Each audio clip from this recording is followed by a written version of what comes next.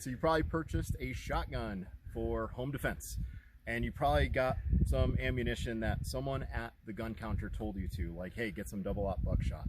But if you've loaded your shotgun and you haven't patterned it, you've already made a cardinal mistake. You need to know how you're going to perform at common distances. Now, I have a cone at 7 yards, I have a cone at 21 yards, and I have two targets set up, and I have two almost identical shotguns right here.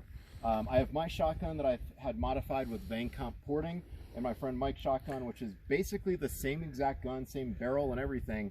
His just is not ported. So we're going to look at the differences between two shotguns firing the same exact ammunition at the same exact range.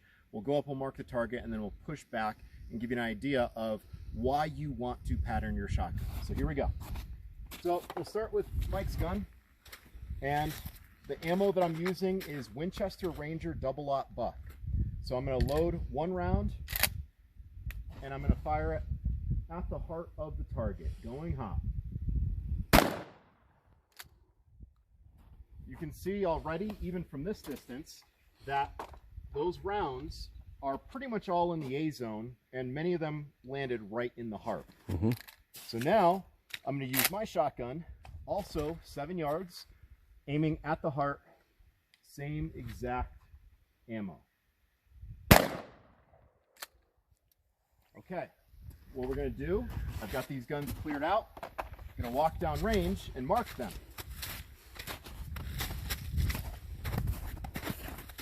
All right.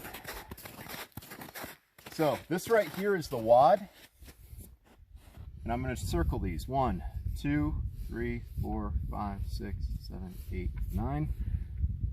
All right. Now I'm going to go to this one. Here's the wad. 1, 2, 3, 4, 5, 6, 7, 8, and 9. So now what we're going to do is we're going to push back to 21 yards. Now, I have not shot this particular ammo out of my shotgun at 21 yards, but I've got a feeling it's still going to stay relatively tight. 21 yards is a pretty long length inside your house. Try to figure out when you're at home what is the longest distance you would need to fire. Also, think about from your back door if there was a threat at the edge of your property coming at you. So you need to know these various ranges. So we're going to grab the shotguns.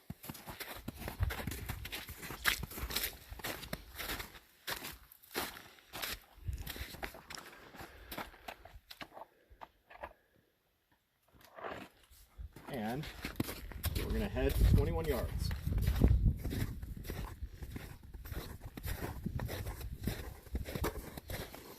Okay. So same drill as before. I'm going to load one round in Mike's shotgun and fire it at the heart of that target. Going hot. Keeping that chamber open. And now I'll step over here, same thing, 21 yards on my target, going hot. Okay, cleared out the shotguns.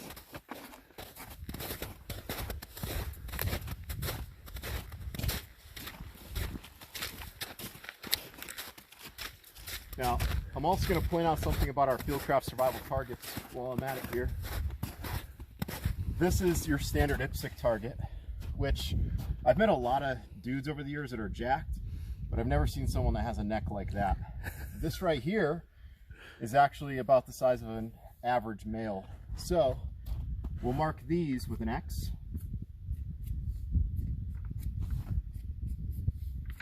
And you can see center, bottom of the heart. Yep.